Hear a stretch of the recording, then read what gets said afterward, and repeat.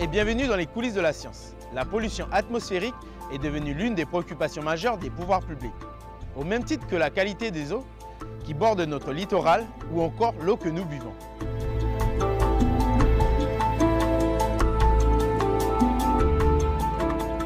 En Nouvelle-Calédonie, Scalair, l'association de surveillance de la qualité de l'air, est chargée de surveiller 24 heures sur 24, de suivre les effets des agents polluants sur l'air, mais aussi de prendre en temps utile les mesures d'information, de correction et de prévention nécessaires pour protéger les populations. Mais avant d'aller à la rencontre des ingénieurs de Scalair, Éric Leplan, le directeur, nous explique d'où viennent les agents polluants, qui les produit, quel est leur impact sur l'air que nous respirons. Allez, c'est parti!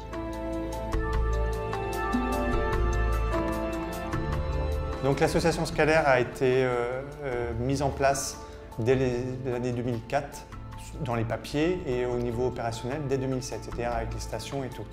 On est installé sur la presqu'île de Nouméa et depuis mars 2011 sur le suivi de Vallée.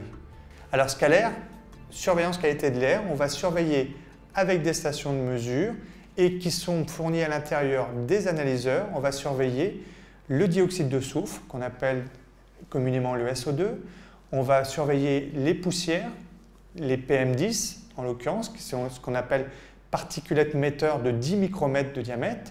On a à côté de ça les dioxydes d'azote, les NOx, l'ozone, O3, et on fait de temps en temps des campagnes concernant les BTX. On va commencer en 2015 les composés organiques volatiles, on va commencer aussi les pollens. Donc voilà, ça ce sont les polluants. Et une fois que l'on a surveiller et mesurer, notre troisième action et objectif dans Scalair, c'est la communication. Donc on le fait par le biais de bulletins journaliers, enfin des indices journaliers concernant la zone de Nouméa et concernant la zone de Vallée. On a un site internet qui est mis à jour avec les données de mesure en direct, c'est-à-dire les analyseurs nous transmettent les informations sur notre serveur informatique qui lui-même transfère ça sur notre site internet. Donc tout à chacun, vous pouvez aller voir sur n'importe quelle station de mesure les données en direct. Donc ça, c'est la communication dans l'immédiat. Après, nous faisons des communications tous les trimestres. Donc on a un magazine trimestriel. Actuellement, on est en train de publier le numéro 23 depuis la création de Scalair. À côté de ça, nous faisons des rapports d'études, c'est-à-dire quand vous avez une campagne de laboratoire mobile qui dure 3-4 mois le long d'un axe routier, on a des prélèvements qui se font analyser en laboratoire et ces prélèvements-là, les résultats ne nous parviennent qu'après. Donc, on fait un rapport de dire, ben voilà, pendant ces 3-4 mois, ce que l'on a observé, bonne qualité ou mauvaise qualité concernant tel et tel polluant, et ainsi de suite. En plus de ces rapports d'études, on a mis en place des brochures en début d'année 2015, des brochures concernant justement chaque polluant. Chaque fiche va avoir sa vie propre. À l'intérieur, vous allez avoir l'information concernant l'origine de ce polluant-là, son effet sur la santé, son effet sur l'environnement. Qu'en est-il en Calédonie? Quelle est la réglementation sur laquelle on s'appuie? Quels sont les moyens de surveillance? Et quels ont été les dépassements observés depuis la création de Scalair? Donc voilà, on a tout ça comme support de communication. Quand on a un pic de pollution, en fait, comment ça se passe? Un analyseur va détecter tout de suite un seuil qui a été dépassé. Aussitôt, c'est le serveur, il n'y a pas besoin qu'un de nos opérateurs agisse. Directement, ça va être envoyé via des SMS aux collectivités, aux industriels qui font partie du collège des administrations, ainsi qu'aux associations environnementales, ainsi qu'aux médias. Et depuis mai 2012, nous avons mis en place avec la DAS et le gouvernement un plan alerte SMS qui dit que dès qu'on a un seuil d'information, ça devient une alerte orange à destination des personnes de Logicop, Montravel, Vallée du Tir. Et on va prévenir les alertes que l'on a, les personnes référentes, ça va être directeur d'école, directeur de crèche, directeur de maison de retraite, pharmacien, médecin, qui vont pouvoir être en contact avec les personnes dites sensibles et vont pouvoir les préserver en disant ne sortez pas, n'allez pas faire du sport pendant l'épisode de pollution. En plus de cet épisode-là, on édite aussi un bulletin d'information à destination des médias, donc les médias télé, radio, qui permettent justement de caractériser l'épisode de pollution. On le caractérise géographiquement, quel est son polluant, quelles sont les conditions environnementales qui ont fait qu'on se retrouve avec un épisode de pollution et on peut en déterminer l'origine. Est-ce que si on a du SO2 avec des vents qui amènent la pollution sur telle station, on saura que c'est éventuellement l'activité de production d'électricité, production de nickel, est-ce que c'est le trafic urbain? Voilà, à chaque fois on explique la raison, quand on le peut, de cet épisode de pollution. Et aujourd'hui, en Calédonie, on n'est pas en mesure de savoir quel est l'impact réel. Depuis 2012 et jusqu'à maintenant, on est en train de faire une étude épidémiologique sur 5 années d'études pour essayer de corréler s'il y a une corrélation entre la pollution et l'état de santé des gens de la presqu'île de Nouméa. Sur un plus long terme, on peut choisir sur le territoire de se doter d'une loi sur l'air. La loi LOR, qui est la loi sur l'air et l'utilisation raisonnée de l'énergie qui existe depuis 1996 en Europe, préconise que tout citoyen a le droit de respirer un air qui ne nuise pas à sa santé.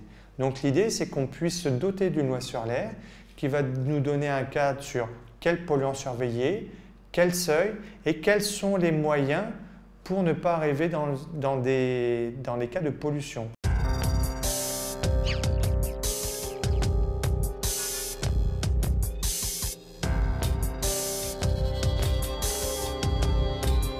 Cela peut paraître surprenant, mais l'air que nous respirons peut être pollué alors que nous sommes en pleine nature et que nous avons l'impression d'humer de l'air frais. Se pose alors la question de santé publique, car les polluants peuvent provoquer des allergies, de l'asthme et même à plus ou moins long terme, des cancers.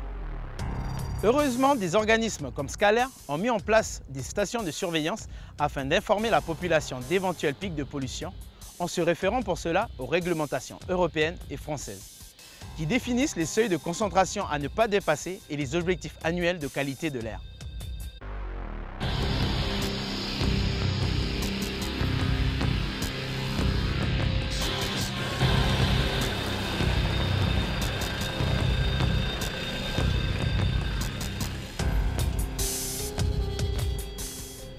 Alors là, nous allons aller sur la station du Faubourg Blanchot. On va aller faire ce qu'on appelle une tournée des stations, où on va relever sur les appareils les MUX et installer les nouveaux filtres pour la campagne en semaine par semaine. On va aller récupérer les anciens filtres qui ont été impactés durant une semaine et on les remplace par de nouveaux filtres, et tout ça toutes les semaines.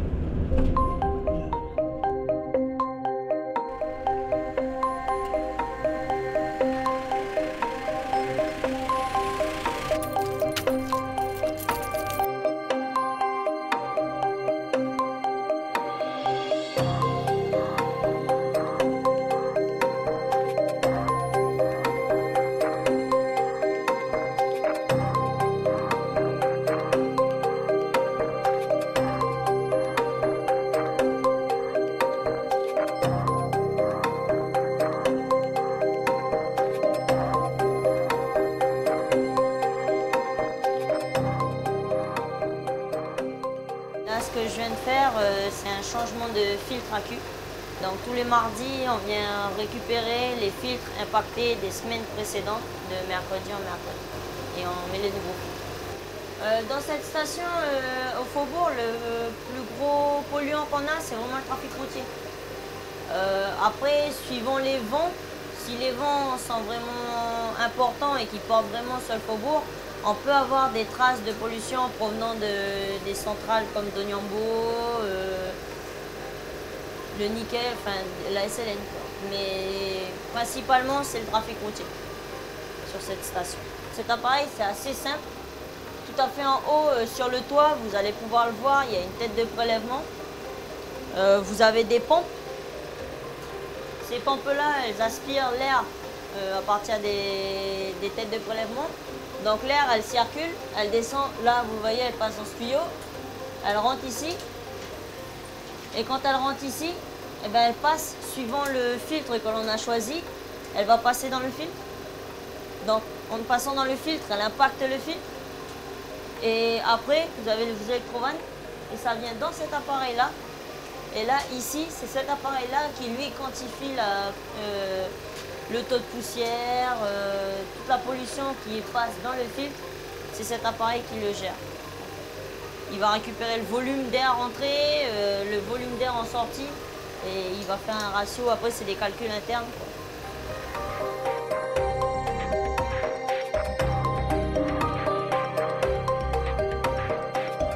Alors là, ici, quand nous on récupère, c'est le temps de prélèvement. Et bien, le temps de prélèvement, c'est obligatoirement 604 et 700 et des poussières. Après, vous avez le volume d'air qui passe pendant cette période donnée. Le volume d'air, il est tout le temps compris à 137. Si vous voyez une dérive, qu'on n'a pas atteint les 137, c'est soit il nous manque des jours, dû à un souci technique ou alors une panne de courant. Et donc, c'est comme ça qu'on peut faire les différences avec les appareils.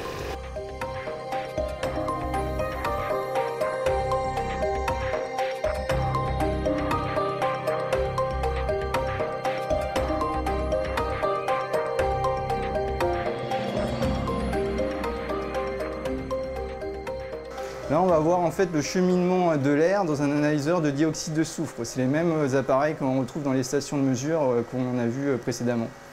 Donc là, on va voir que l'air passe à l'intérieur de l'entrée échantillon.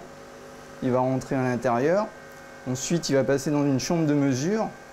Et là, en fait, il y a une lampe UV qui va émettre des rayonnements lumineux à une longueur d'onde de 214 nanomètres. Donc s'il y a une molécule de SO2 à l'intérieur, il va passer à un état excité, et lorsqu'il va revenir à un état normal, en fait, il y a un photomultiplicateur qui va convertir ça en une concentration de SO2. Les appareils qu'utilise Scalair, en fait, c'est les appareils qui sont approuvés et homologués par le LCSQA. Donc le LCSQA, c'est le laboratoire central de la surveillance de la qualité de l'air.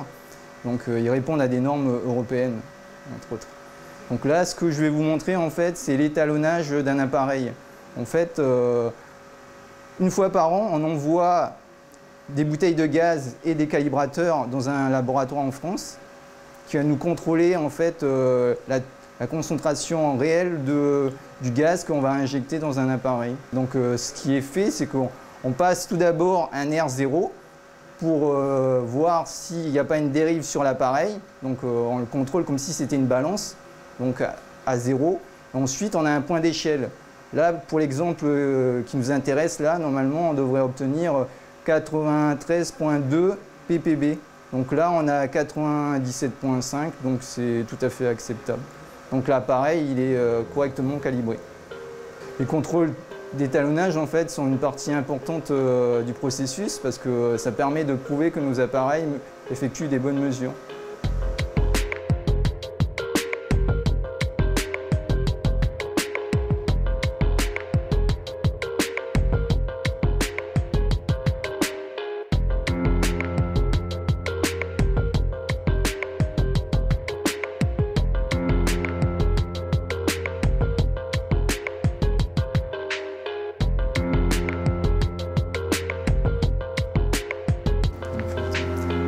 Ce matin, on a vu que les données étaient récupérées et stockées sur des systèmes d'acquisition comme cet appareil-là. Donc périodiquement, en fait, les données ils sont envoyées dans notre serveur et ils seront traités pour ensuite le mettre dans une base de données qui est exploitable avec un logiciel qui s'appelle XR. Sur cet écran-là, on voit les données de la station de ce matin, de Paul Boyer, avec les données tous les quarts d'heure, avec les valeurs de SO2, dioxyde de soufre. Là, tu as les valeurs des oxydes d'azote. Là, tu as l'ozone. Et là, ici, c'est les particules fines en suspension PM2,10. Donc là, on voit au cours du temps, les valeurs, ils sont bonnes. En fait, il n'y a pas eu de dépassement de pic de pollution.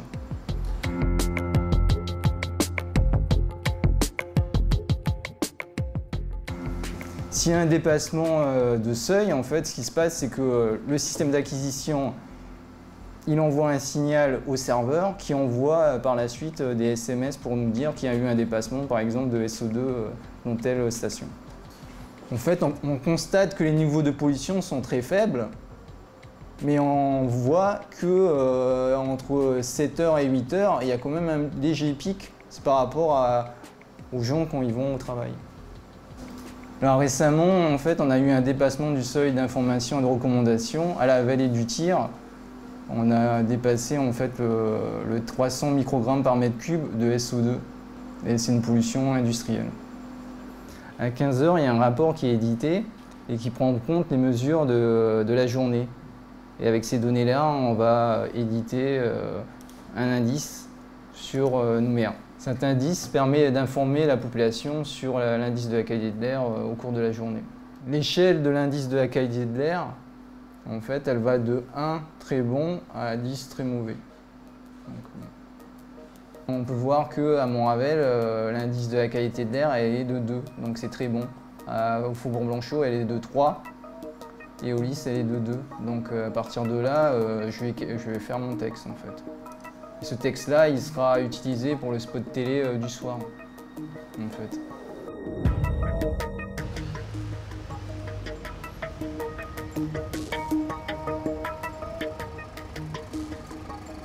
Alors là, on se trouve aux abords de la rue Gallieni, sur le laboratoire mobile de Scalair. Et il a été disposé ici en fait pour une campagne de type trafic. Alors la station mobile, l'avantage qu'on a, c'est qu'elle nous permet d'aller sur des sites de typologies différentes. À l'heure actuelle, Scalair, on ne possède pas de station dite trafic. Le labo mobile nous permet de faire du trafic. On peut le déplacer à tout endroit dans Nouméa ou le Grand Nouméa si besoin et l'utiliser pour faire une campagne spécifique. On peut très bien utiliser le laboratoire mobile près d'une industrie, auquel cas ça sera dit une station type industrielle. Ou alors le prendre et l'emmener au Faubourg-Blanchot, et auquel cas là ça devient du périurbain. Alors le périurbain, c'est que en fait, la station est assez retirée de la ville. Elle est aux alentours de la ville en fait. Après, on a une station type urbaine et vous avez Montravel qui est une station urbaine sous influence industrielle. Et après, nous avons la station de Logicop qui est une station dite industrielle et le laboratoire mobile qui lui nous permet de faire du trafic, d'une station trafic, de l'industriel, de l'urbain, du périurbain, comme on veut. Alors à partir du moment où le laboratoire mobile il est disposé sur un site, il va tourner 24 h sur 24, 7 jours sur 7. On décide plutôt de laisser le laboratoire mobile sur 3 voire 4 mois au même endroit. De cette façon, on a une plus grande plage de mesure et de meilleures valeurs et de récupérer sur le même site.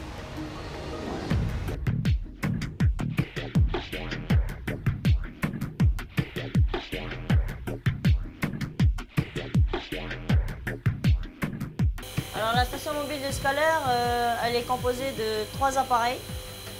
Alors là, vous avez le SWAM, qui est un préleveur de poussière. Ensuite, vous avez un API 200 qui nous permet de faire les mesures de NO2, NOx. Et ensuite, vous avez un API 100 qui nous permet de faire toutes les mesures de SO2. À tous ces appareils-là, nous avons un SAM, à partir duquel nous récupérons toutes les données et qui sont retransmises directement au serveur principal. Alors cette station mobile, on l'a installée rue Gallieni parce qu'on voulait faire ce qu'on appelle une campagne dite trafic. Donc en fait là on mesure tous les polluants qui peuvent être liés au trafic routier.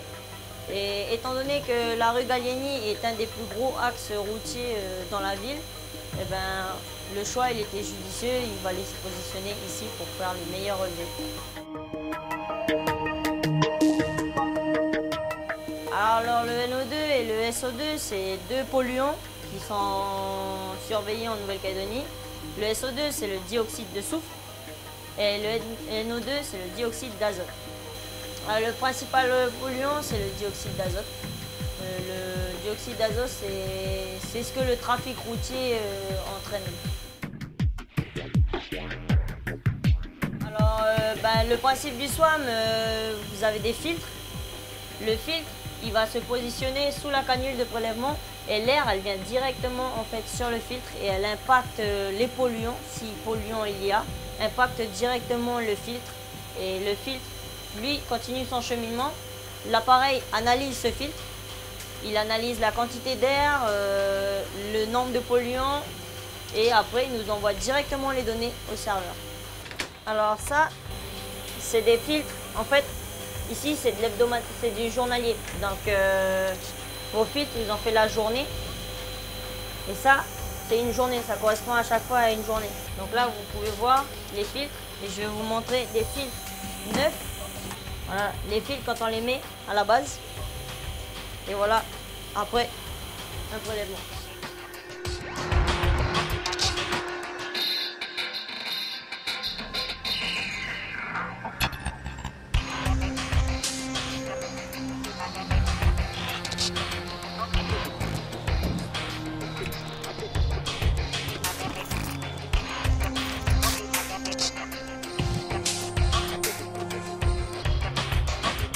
Donc la différence entre un analyseur et un préleveur, l'analyseur c'est en continu, nous récupérons les données tous les quarts d'heure et ça permet de quantifier la concentration en poussière. On connaît la concentration en poussière.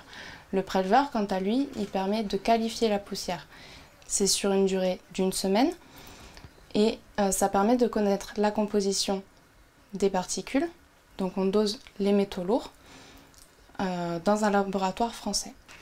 Donc ça se présente comme ça avec une partie qui permet de programmer le préleveur. Et nous avons ici les filtres qui, eux, ont déjà été prélevés. Donc ça permet de mesurer ensuite les métaux lourds, donc qui sont envoyés dans un laboratoire en France pour analyse donc, des métaux lourds, le cadmium, le nickel, le plomb, le mercure et l'arsenic.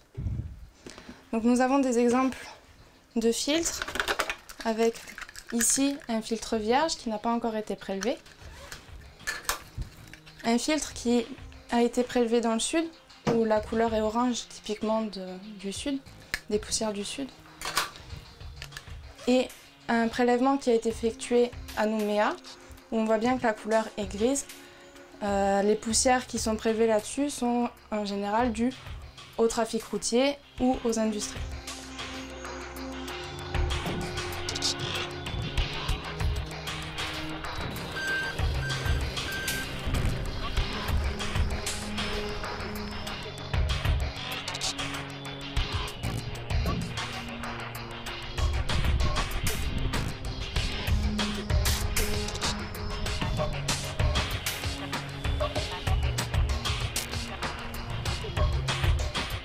Nous sommes sur la station de Port-Boisé. C'est une station de fond qui permet de mesurer les émissions de l'usine qui est à quelques kilomètres plus loin et également la pollution environnementale.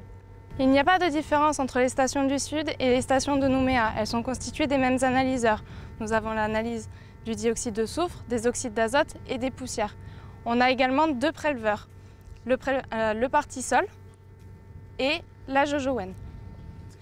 Le Partisol est un préleveur de poussière. Il permet de qualifier les poussières, c'est-à-dire on mesure dessus les concentrations en métaux lourds, arsenic, cadmium, nickel, plomb et mercure, qui sont nocifs pour la santé à des concentrations fortes sur une courte période ou sur une exposition prolongée à de faibles concentrations. Nous avons choisi les Jojowen car nous disposons sur Nouméa de plaquettes Diem, qui sont des plaques en aluminium sur lesquelles on met un fixateur. Cependant, étant exposés à la pluie, ceux-ci sont lessivés lors des pluies. Pour remédier à ce problème, on a utilisé donc les Jojowen. C'est un bidon avec un entonnoir qui permet de récupérer les eaux de pluie. L'analyse est ensuite effectuée sur cette eau de pluie. On dose les métaux lourds, l'arsenic, le cadmium, le nickel, le plomb et le mercure. Les particules les plus dangereuses sont les particules les plus fines parce qu'elles pénètrent le plus profondément dans l'appareil respiratoire. Pour exemple, Scalair mesure des poussières qui ont un diamètre inférieur à 10 micromètres, c'est-à-dire 1000 fois plus petit qu'un cheveu. Dans le sud de la Nouvelle-Calédonie, nous avons 4 stations fixes et un laboratoire mobile. Sur ces stations fixes, nous avons 2 stations de fond et 2 stations industrielles. Le laboratoire mobile, qui est disposé au pic du Grand Kaori, est quant à lui une station de fond.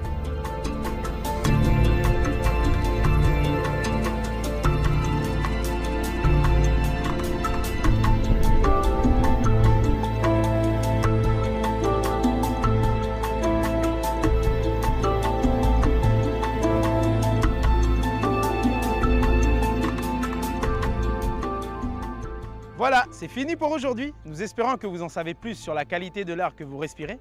Quant à nous, on se donne rendez-vous pour un prochain numéro des coulisses de la science. Merci de votre fidélité et à bientôt sur NCTV.